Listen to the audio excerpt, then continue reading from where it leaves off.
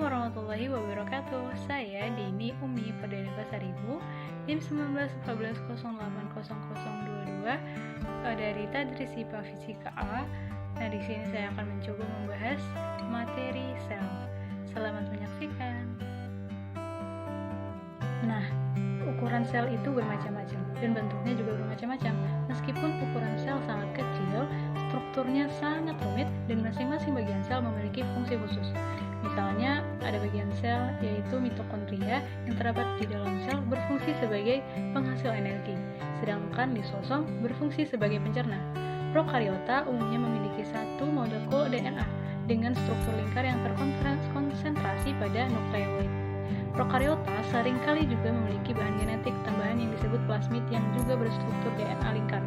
Prokariota juga memiliki sejumlah protein struktural yang disebut sitoskeleton, yang pada mulanya dianggap hanya ada pada eukariota. Protein skeleton tersebut meregulasi pembelahan sel dan berperan menentukan bentuk sel. Nah, diameter sel eukariota biasanya 10 hingga 100 μm. Sitoplasma eukariota adalah daerah di antara nukleus dan membran sel. Selain nukleus, sejumlah organel sel lain dimiliki hampir semua sel eukariota.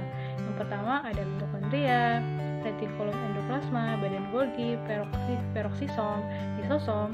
Baik sel tumbuhan maupun sejumlah eukariota uniseluler memiliki satu atau lebih vakuola, yaitu organel tempat menyimpan nutrien dan limbah serta tempat terjadinya sejumlah reaksi penguraian.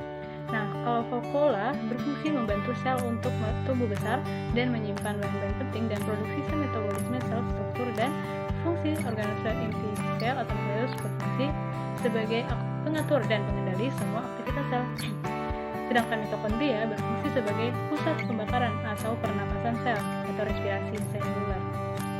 Kalau lisosom itu berfungsi untuk menghancurkan bakteri dan organel sel yang rusak. Sedangkan badan Golgi berfungsi untuk mengeluarkan zat dan metabolisme sel. Lisosom itu berfungsi sebagai tempat pembuatan atau sintesa protein. Dinding sel berfungsi untuk membentuk dan melindungi isi sel dan tumbuhan. Plastida atau kloroplas berfungsi sebagai tempat berfotosintesis retikulum endoplasma. Berfungsi sebagai tempat pembuatan atau sintesa lemak, metabolisme karbohidrat dan penetralan atau detoksifikasi racun, transportasi sel dan sintesa protein. Vakuola berfungsi membantu sel untuk tumbuh membesar dan menyimpan bahan-bahan penting dan produk sisa metabolisme sel. Mungkin sekian saja pembahasan dari saya tentang sel. Sekian dari saya. Wassalamualaikum warahmatullahi wabarakatuh. Thanks for watching.